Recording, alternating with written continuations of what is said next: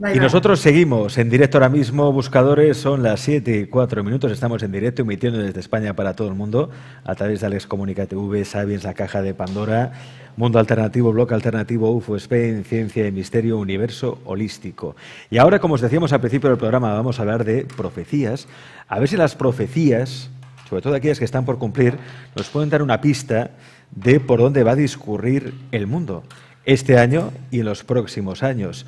El otro día me enviaron un artículo que se publicó en el periódico de Cataluña, donde se hablaba de Nostradamus y de las profecías que supuestamente afectaban este año, 2021. Y hice un pequeño resumen que me gustaría compartir con vosotros y que es el siguiente. Por ejemplo, recuerda, artículo del periódico que habla sobre las profecías de Nostradamus para 2021.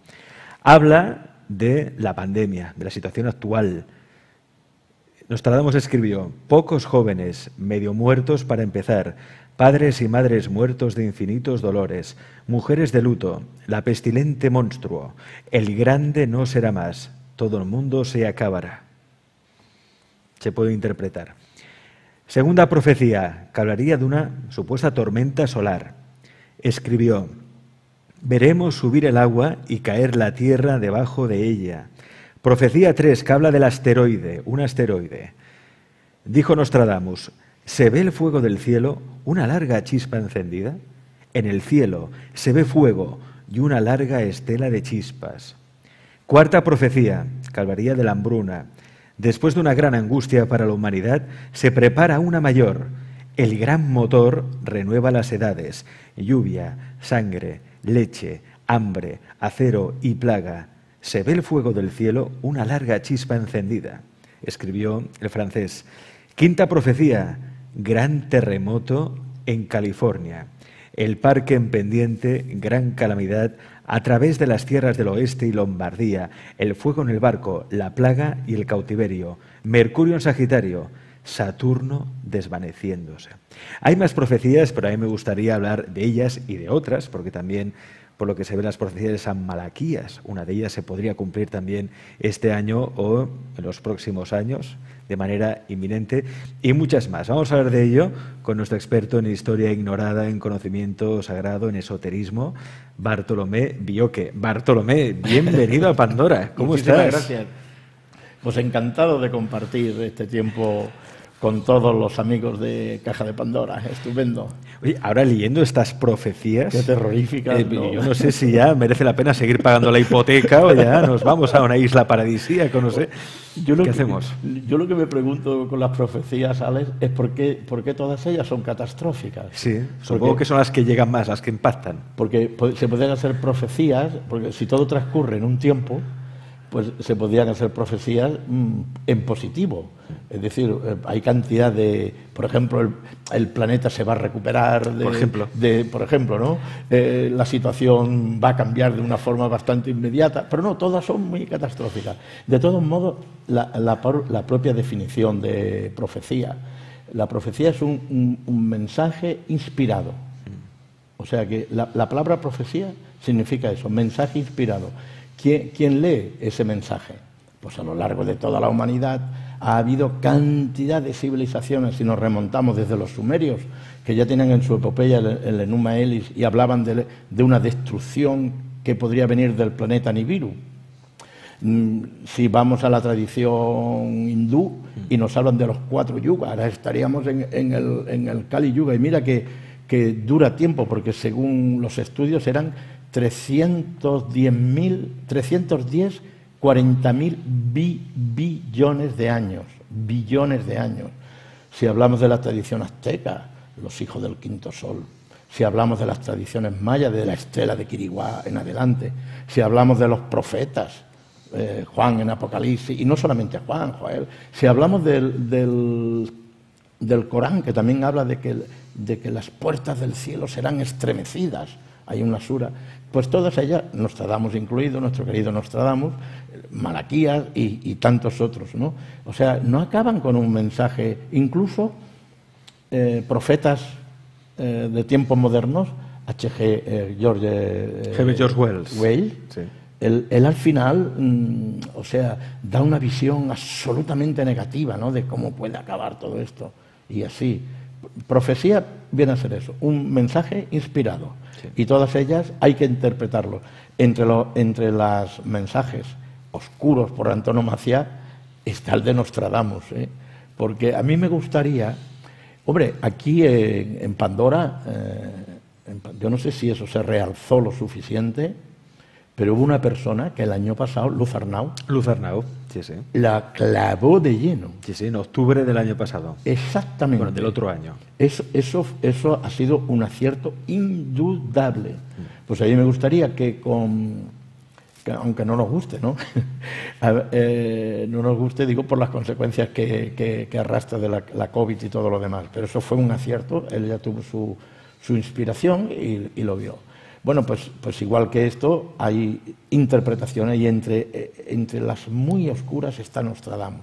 ¿Por qué nadie predijo, por ejemplo, con tiempo suficiente acontecimientos como la caída del muro de Berlín? Sí.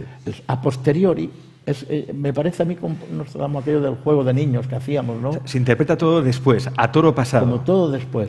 De todos modos, hay algunas que hacen referencia al rey Felipe VI, y lo nombra así en una de las centurias finales. Ahora no recuerdo si es la 21, creo que es la 21, en la que hace referencia a él, y unas ciudades concretas, Zaragoza y tal, o sea, está por ver.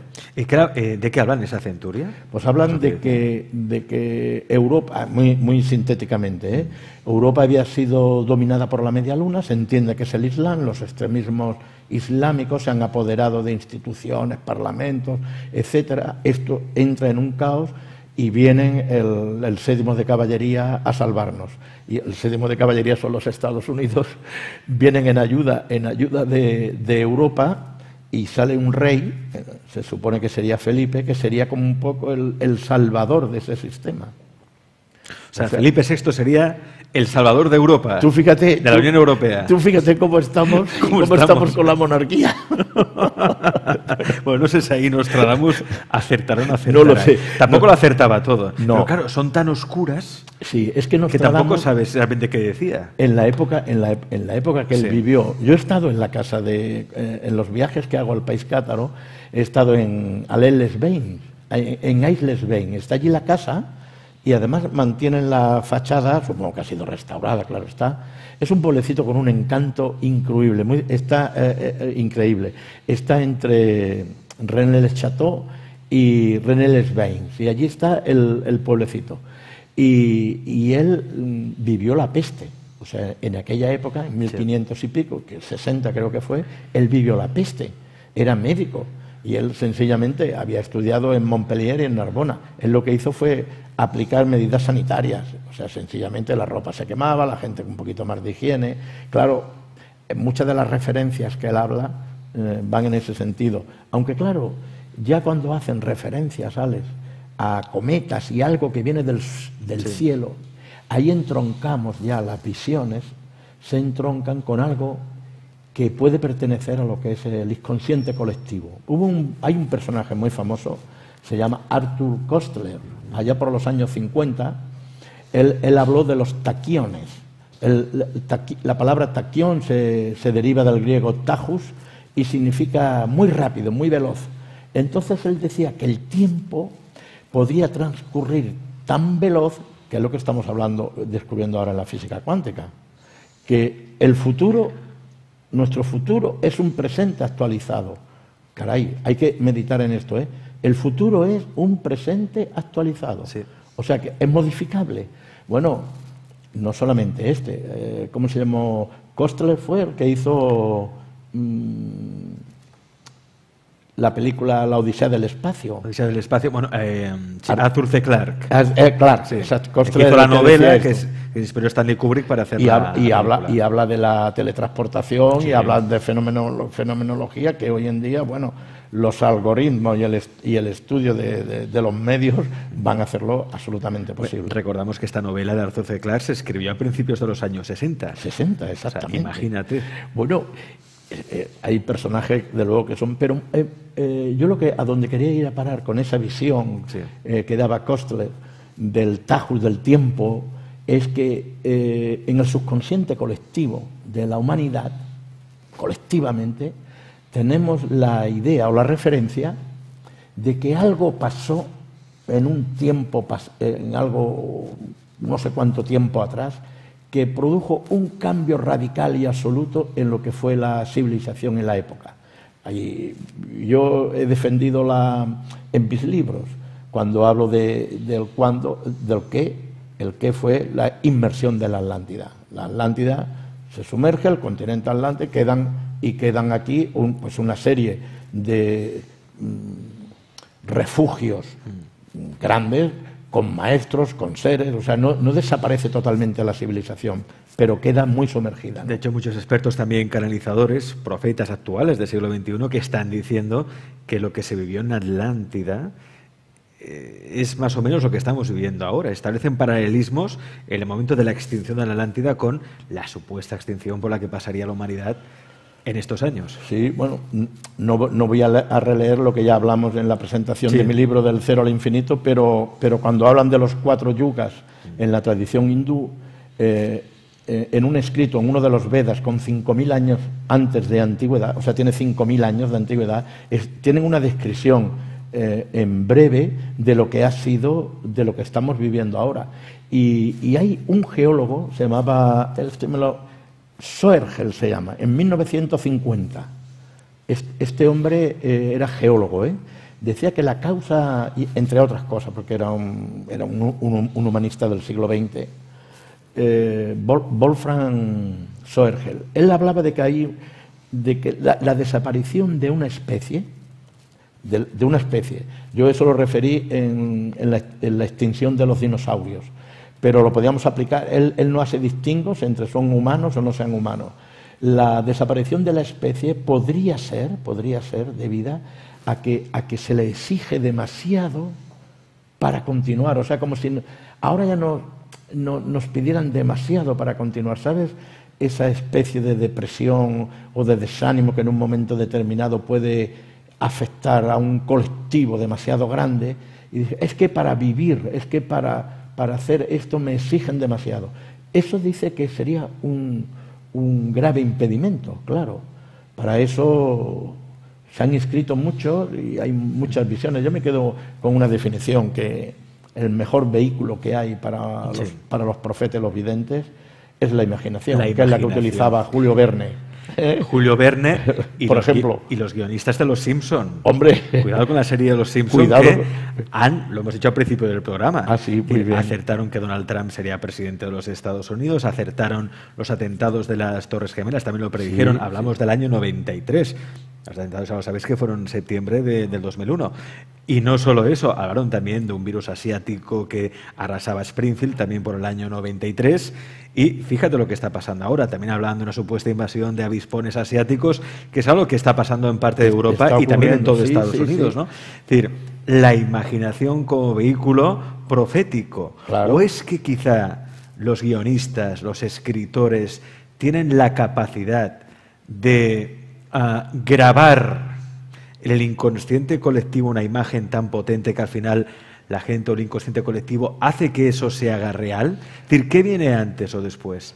¿Es predicción, profecía, o es que la imagen tiene tanta fuerza que al final, como está en el egregor, está en el inconsciente de nosotros, lo materializamos? Muy buena, esa es muy buena. Quizá me he ido un poco de la olla, no sé, Bartolomé. Yo creo que esa es la pregunta clave, que esa es la que nos hacemos todos. Yo pienso que es una inmersión que hace la persona en el subconsciente colectivo. Nosotros tenemos nuestro propio subconsciente conectado con un subconsciente colectivo. Y fíjate, sabes que me gusta unir tradición con tiempo actual. Nosotros tenemos... A mí eso me encanta. Sí, porque es que nosotros somos ciudadanos de muchos mundos. Pues sí. Hemos vivido en tantos lugares y en tantas épocas. Decían eso lo grababan solamente para los iniciados en los templos egipcios. Cuando era un aspirante era llamado para entrar en una escuela de misterios, o sea, en la Gran Pirámide, en la Esfinge, donde fuese, y era admitido, le enseñaban. El acceso a lo más profundo del templo tiene 3 escalones, que son los mismos que mantienen actualmente las iglesias o catedrales que no han sido modificadas, ¿sabes?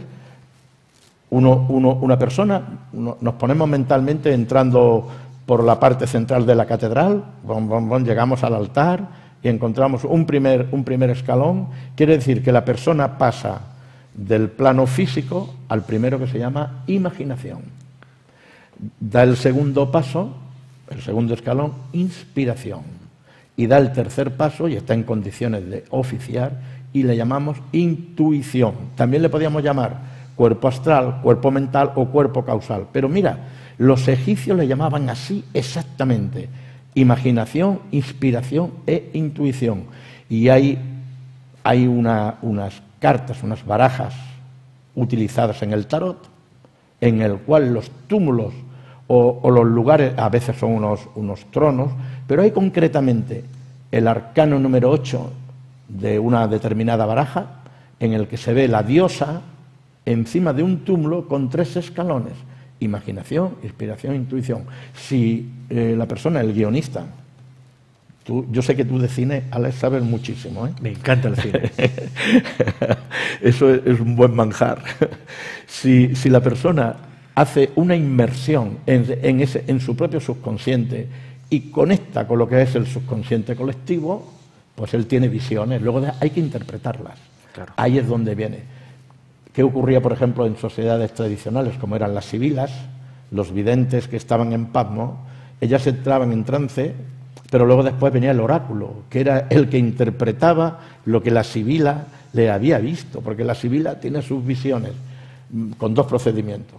Uno de ellos con la utilización de enteógenos, o masticar el laurel en una forma y manera.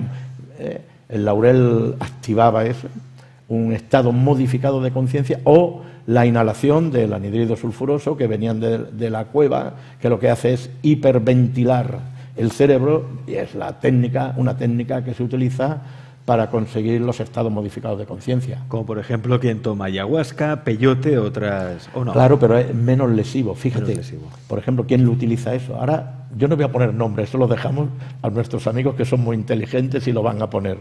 Una orden religiosa que coge a sus adeptos, los encierra en una habitación pequeña y los pone a meditar cómodamente y enciende 2 o 3 o 4 velitas. Cuanto más velas se enciendan, mejor. Las velas, conforme están ardiendo, van a consumir el poco oxígeno, más las personas que hay allí dentro. Van a consumir el oxígeno que hay dentro de la sala. Entonces, ¿qué es lo que respiran? No es el oxígeno, sino que se quedan carentes de él y entonces empiezan a ver las visiones, aparecen sus visiones.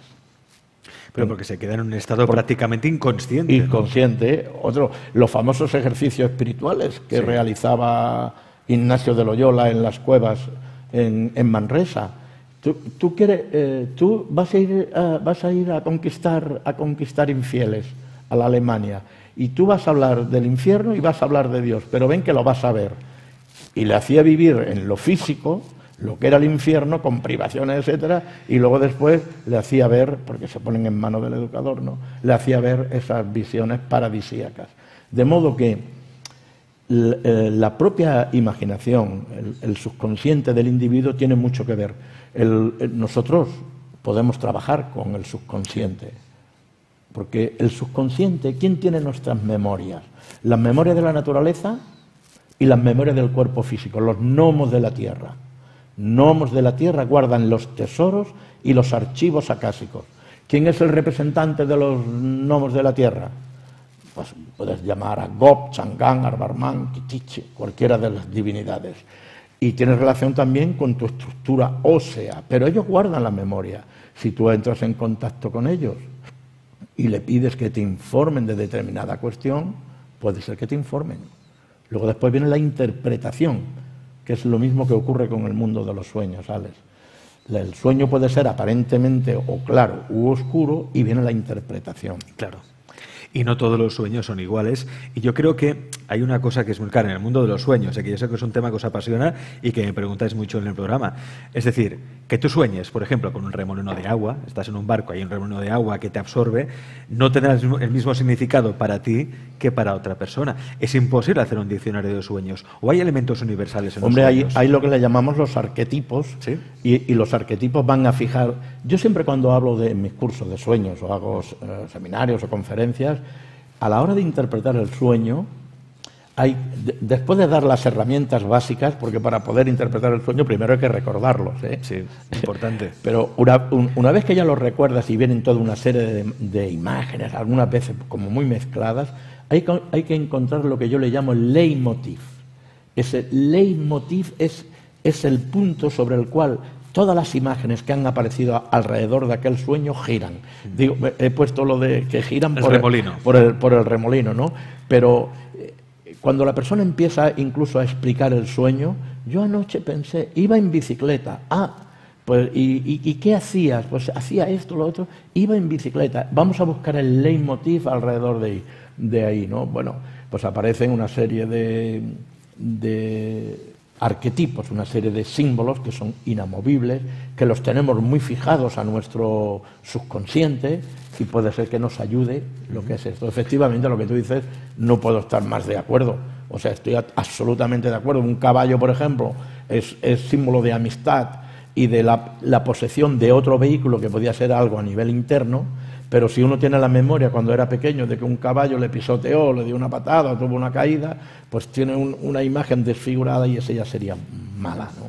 Yo por lo que veo hay un nexo de unión con todo, con predicciones, sueños, quizá sí, regresiones, el estado alterado de la conciencia, ¿no? Cuando entramos en aquello que se llama el campo unificado, no sé cómo llamarlo, ese misterioso venero, en el que de repente lo podemos ver todo, podemos ver el pasado, el presente, el futuro, podemos ver más allá de nuestro inconsciente y más allá del inconsciente. Te hablo de experiencia propia. Sí. O sea, realmente, cuando uno llega en un estado modificado, a mí más que alterado me gusta decir modificado, sí, mejor. Se puede conseguir un estado modificado de conciencia, lo digo por todos los que nos ven, ¿no?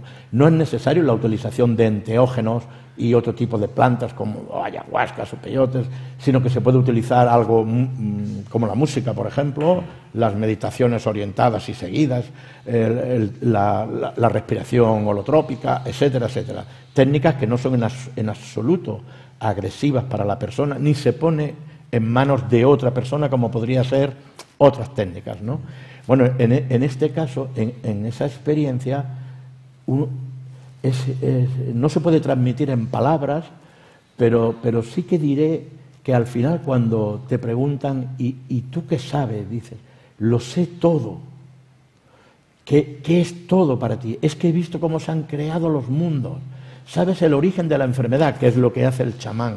Sé lo que está por venir o lo que está por venir. Pero llega un determinado momento, hay un punto en el cual no se puede pasar.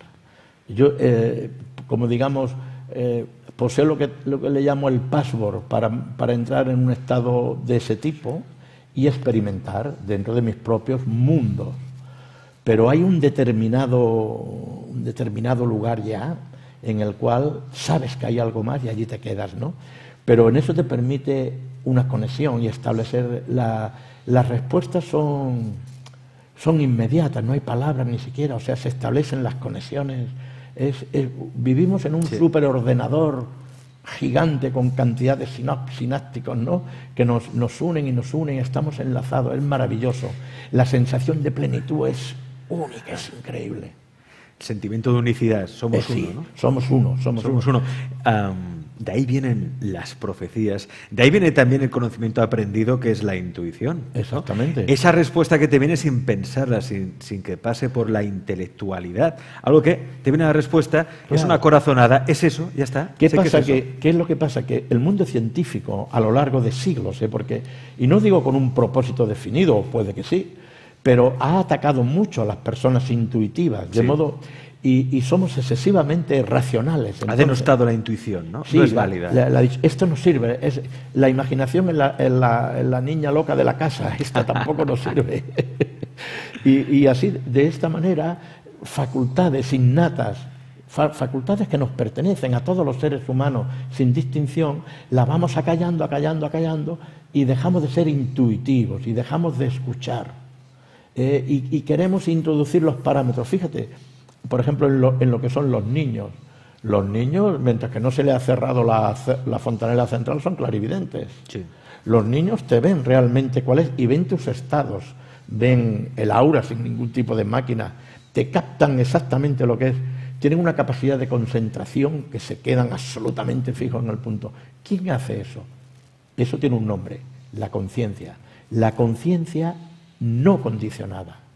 O sea, si el vidente ha experimentado un tipo de visión no condicionado por los aspectos sociales, por lo que ha leído, por su información, nos puede llegar una información muy nítida. Por ejemplo, en la estela de Quiriguá, en el mundo maya, 3113 a.C. 3113 a.C. ¿A quién se le ocurre datar una estela antes de que el periodo maya estuviera activo? O sea, ¿quién hace la datación de sus dinastías antes de que éstas estén manifestadas en el plano físico? ¿Quién hace eso? ¿Quién lo hace? Pues eso, alguien que ha viajado en el tiempo o alguien que nos refleja lo que tenemos que saber de tiempos pasados, para que no nos olvidemos de que tenemos una fecha de caducidad, ¿no? Hombre, eso está claro, que no es fecha de caducidad. Sí, claro. Hay un contable. Yo me acuerdo, ¿vale? Porque compartimos ese espacio físico, ¿no? El 7 de julio de 1999 era una de las profecías en el que vienen los tiempos del fin, ¿no? Sí. Yo hacía de árbitro de fútbol playa para niños en la playa de Torredembarra, que es muy generosa. Y no llegó. Y no llegó. Y conozco a personas que se han sentido como defraudadas, sí, porque no... hay una formación religiosa, que sabes que ha jugado mucho con los tiempos del fin y las visiones, ¿no? Sí. Que son los testigos de Jehová. Ahora ya no queda bien hablar tanto de los tiempos del fin, lo han retirado un poco, ¿no? Pero entre el número de elegidos, los 144.000, las fechas, la Primera Guerra o la Segunda Guerra, y ahora ya hablar de esos tiempos, la humanidad, si no caemos en el desánimo, y tiene valores suficientes como para renacer. Hubo ayer del mensaje del Biden, ¿no? Una frase que él dijo, o sea, que no haya guerra incivil en América. Acuérdate que hemos hablado en este programa, es que somos quizás videntes o adivinos, adivinos por lo menos, porque en ocasiones que ha salido en nuestro programa, en el programa ya ha hablado de la guerra civil. Yo siempre he dicho guerra incivil. En todas las visitas, viajes, conferencias, siempre he utilizado el término y me congratulo de que uno de los máximos dirigentes del planeta hable de guerra civil. ¿Qué significaría guerra incivil? Bueno, porque hermanos contra hermanos. Hermanos contra hermanos. Pero bueno, si lo miramos a nivel colectivo, somos todos hermanos y todos vivimos dentro de todos, ¿no? La cuestión, Bartolomé, sí que es cierto que estamos viviendo fenómenos muy extraños. Están pasando cosas muy raras, Bartolomé. No hay cambio climático. Hoy, por ejemplo, se ha dado a conocer que la Tierra ha acelerado su giro. Es decir, 2020 fue el año más rápido, pero en muchísimo tiempo. Parece que 2021 aún será más rápido. Más rápido entendamos que los días, en vez de durar 24 horas, pues el día durará realmente 23 horas, 59 minutos, 58 segundos. Es decir, es 2 segundos más rápido, no sé si lo notaremos o no. Pero yo tengo una percepción compartida además por muchos amigos o expertos con los que hablo, incluso con vosotros en el chat, de que el tiempo se está acelerando. El tiempo se nos esfuma de las manos, se escabulle de las manos, pero yo no sé si es una percepción simplemente psicológica, que es lo que nos pasa a todos cuando nos hacemos mayores. Cuando uno se hace más mayor parece que el tiempo pasa más rápido y cuando uno es un niño pasa más lento. ¿Es una percepción o es que el tiempo se está acelerando? ¿Las profecías hablan de ello? Sí, ¿De la aceleración del tiempo? Hablan justamente de que los tiempos se aceleran. Cuando llega el tiempo, los tiempos finales, el Kali Yuga, con eso, en la tradición hindú habla muchísimo de En las profecías mayas, interpretadas desde el 3113 a.C., también habla de que hay esa aceleración del tiempo que nosotros lo percibiremos. Los sumerios decían que como tenía que girar la Tierra, convertirse por la acción de Nibiru, ¿no? Por el planeta X, Barnard I, como le queramos llamar, y tendría que girar como una especie de peonza. En ese movimiento de oscilación no será de una forma inmediata, sino que irá todo, y quizás pues lo estamos percibiendo. También vamos a darle una parte a la técnica, que sus aparatos de medición son más precisos. Y esas bueno, 2 segundos, ¿eh? Esos 2 segundos más rápidos. Bueno, pero realmente, o sea, yo lo que me hace meditar es que cómo la percepción de estas profecías, ¿por qué vienen a ser tan catastróficas? Cuando me hundo en una especie de meditación o reflexión sobre lo que serían esos tiempos del fin, hay algo que me mantiene a flote siempre. Según la profecía de San Malaquías, si le damos credibilidad a las profecías de San Malaquías, que sabes que durante 4 siglos estuvieron desaparecidas. Malaquías era contemporáneo y amigo de Bernardo Claravall, pero es a partir del siglo XVI cuando aparecen las profecías en los archivos vaticanos y se empiezan a interpretar. Desde luego, los aciertos que tiene en cuanto a los papas y los lemas, desde el 1 al 69, Cornelio Lapide y otros que lo han estudiado matemáticamente tienen un acierto asombroso. Pero a lo que yo me quería referir cuando me hundo en esa especie de decir, uy, mira, la profecía de Malaquías dice que la gloria del olivo que se le atribuye a Benedicto, al Papa emérito, Benedicto XVI, incluye, por una reflexión que hay en la parte en la Biblia, en Romanos, no recuerdo el capítulo, de que el pueblo de Israel será convertido al cristianismo. Mientras que yo vea al pueblo de Israel yendo al muro de los lamentos y seguir con sus ritos, hombre, aquí paz y después gloria. Decía San Malaquías también que quizá este es el último papa, ¿no? No, este no. El siguiente. Este estaría en persecución. El Papa Francisco. Desde luego, reúne muchas cosas, Papa Francisco, en las profecías de Malaquías. Una de ellas que es el primer papa que viene del hemisferio sur, de Argentina, y la otra que es franciscano. Aparte de la labor evangelizadora que está haciendo, yo lo considero bastante humilde, ¿no? Después de él vendría In Persecución y luego el Petrus Romano. O sea, nos queda ese paréntesis. Sería en el tiempo. Penúltimo. El penúltimo, pero ahora diré no en contra, porque no voy en contra de nada ni de nadie. Nosotros hacemos un ejercicio de interpretación también. Las profecías de Malaquías no tienen en cuenta, por ejemplo, los papas de Aviñón, entre ellos nuestro querido Benedicto XIII, el Papa Luna. Es decir, salen todos los lemas de los papas, pero no consideran al Papa de Aviñón. Hay lemas de Malaquías muy interesantes en los últimos, y hay algunos con aciertos increíbles, ¿no? El de Pío XII, pastor angélico. Juan XXIII, pastor inauta, nació en Venecia. Pablo VI, flor de lis, y incorporaba una flor de lis en su escudo papal. Una tradición que Benedicto XVI la cambió. De Medietate Luna, de la media luna, Juan Pablo I, él murió con una fase lunar determinada. De labores solis, el trabajo del sol, Juan Pablo II, un viajero que fue por todas partes, ¿no? La gloria del olivo, que es la que hacemos referencia a Benedicto XVI, y ahora In Persecuciones y Petrus Romano, que es el último. Con eso completaría el 113 Papa. Ahí está la lista de Malaquías. Lo que pasa es que tiene unos aciertos increíbles.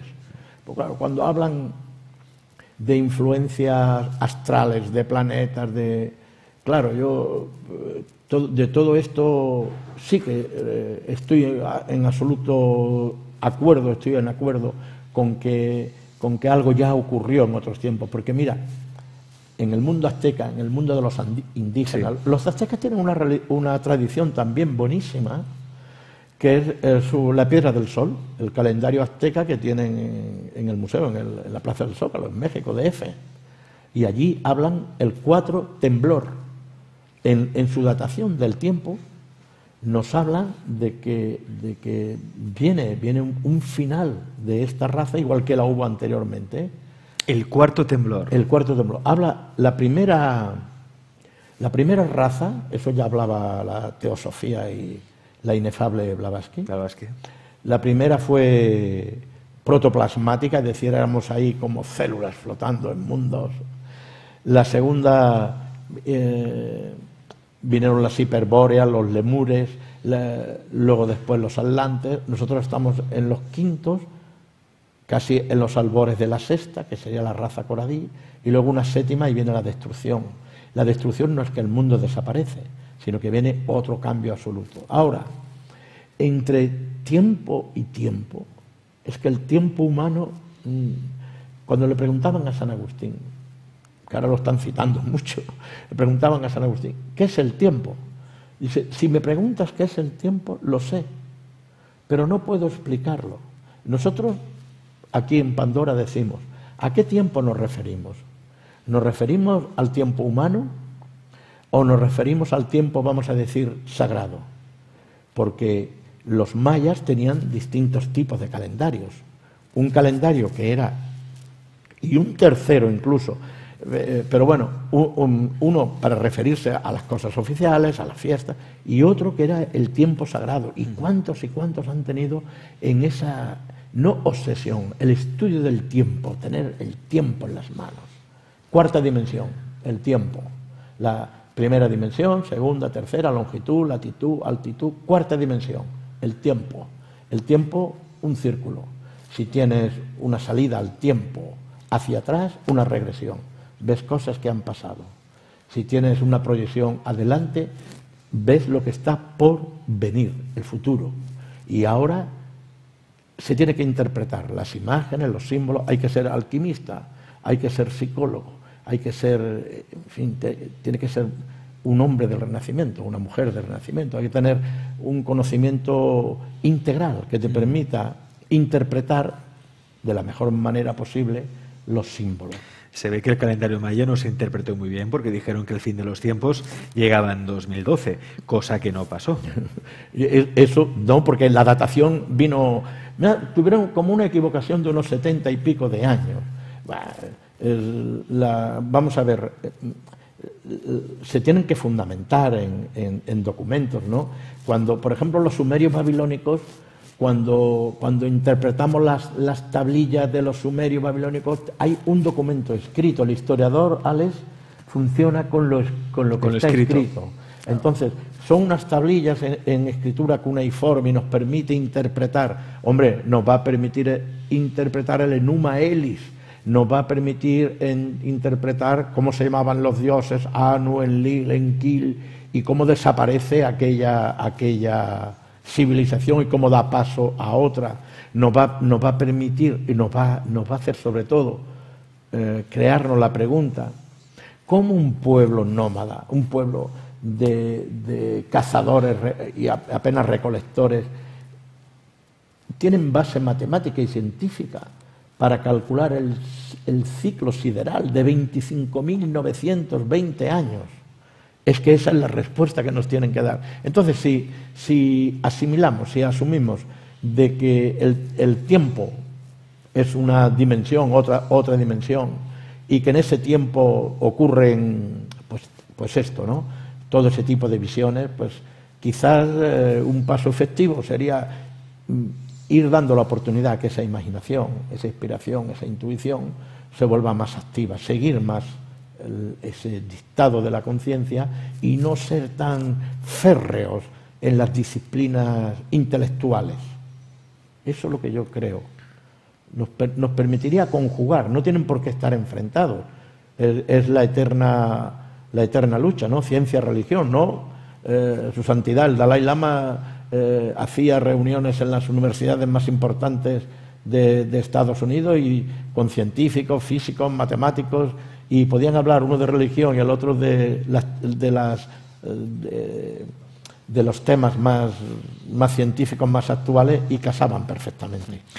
Claro, hay quien dice ahora no, es que se equivocaron, no era el 2012, era 2021. Ya. Me han cambiado el número, 2021. Sí. Bueno, la cuestión, hay gente que quiere que acabe el mundo ya. Sí, tiene que acabar este año si puede sí, ser. Es que si tiene, que tengo prisa. Tiene prisa, sí. No.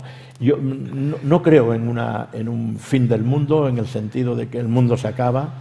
Creo que estamos viviendo un momento apasionante en la historia de la humanidad. Una auténtica encrucijada. Un momento de cambio, pero somos espectadores activos. No estamos viéndolo como en una pantalla, Alex. Nosotros estamos formando el libro de historia, por lo menos de nuestra historia. Estamos viviendo una época apasionante.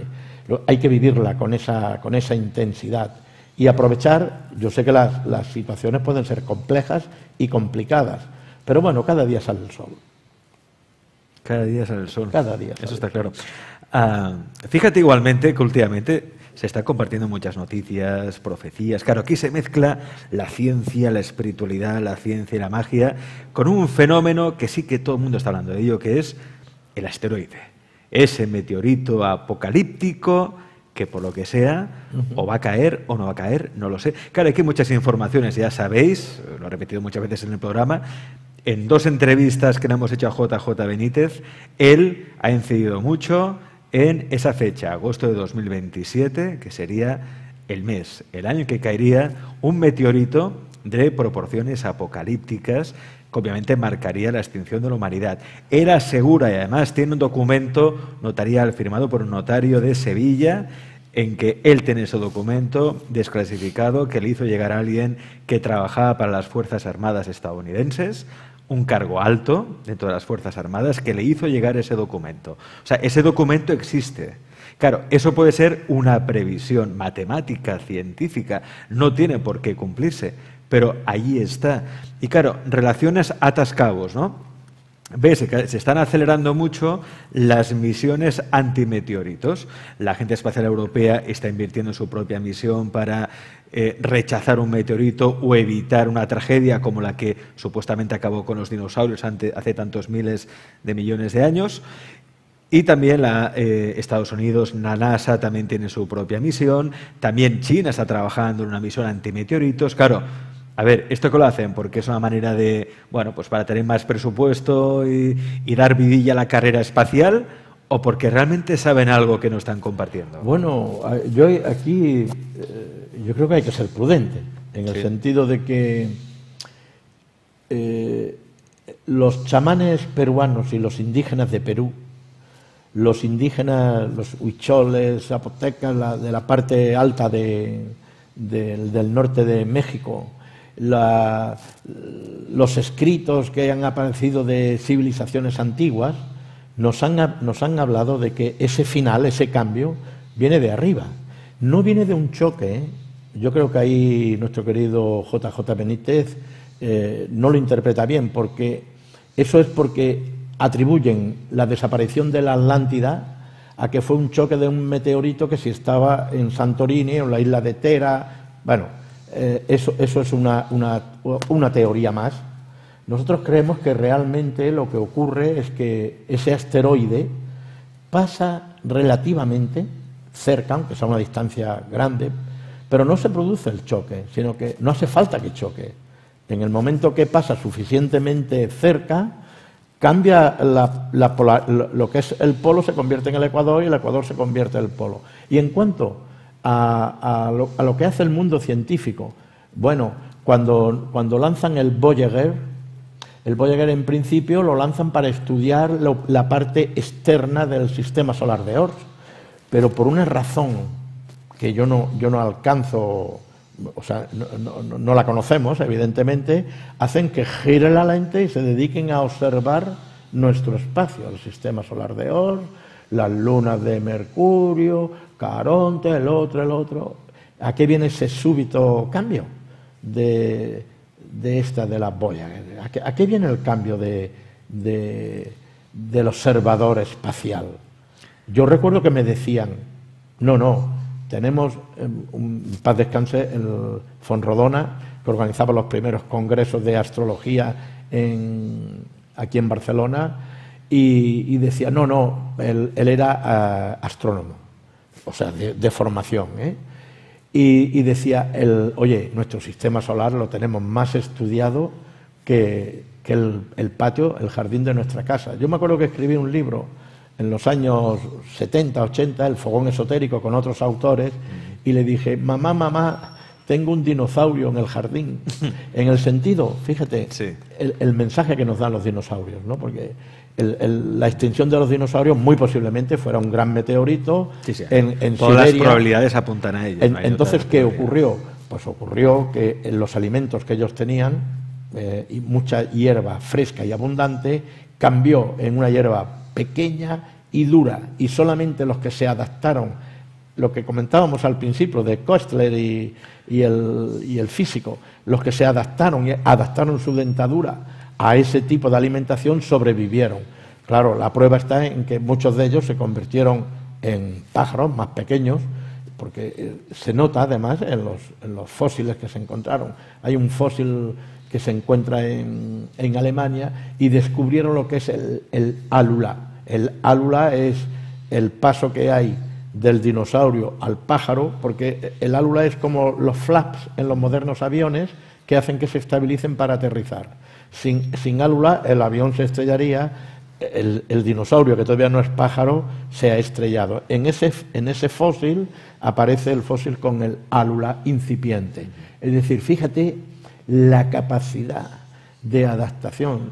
Si se adaptaron los ungulados, si se adaptaron otras especies, el ser humano se adaptará a esos cambios. Pero yo creo que estamos viviendo un cambio de paradigma. Sí, quizás estamos ante el florecimiento de una nueva civilización o una nueva humanidad. No es que se acabe esta humanidad, simplemente habrá como una metamorfosis. Es lo que decía, una mutación. Una mutación, un cambio. ¿Cómo seremos? Hombre, la sociedad del mundo futuro que hacía Weiss, él creó, nuestra sociedad tiene más futuristas adivinos que ha habido nunca, porque oye, lo que va a pasar con el tiempo, lo que va a pasar con la bolsa, lo que va a pasar con las encuestas, vivimos en una sociedad absolutamente... Sociedad de profetas. De profetas. Sociedad profética. Hay que interpretarlos. Bartolomé, te agradezco muchísimo. Un placer estar con nosotros. Queda claro que este año, tranquilidad, no se acaba el mundo, ¿eh? No, aquí no hay ninguna profecía que diga que se acabe el mundo este año. No, absolutamente no. El año que viene ya veremos, pero tampoco, este año no. Yo la veo muy en lontananza. Mira, todo esto lo que nos invita siempre es a ser mejores. Pensar y decir, mira, sí, si el mundo acaba, pongamos que acaba el mundo mañana, que se acaba mañana, pues oye, ¿qué voy a hacer con este día que me queda? ¿Qué voy a hacer con este año que me queda? ¿Qué voy a hacer con la vida que me queda? Pues aprovechar al máximo. Claro, es lo bueno de estas profecías.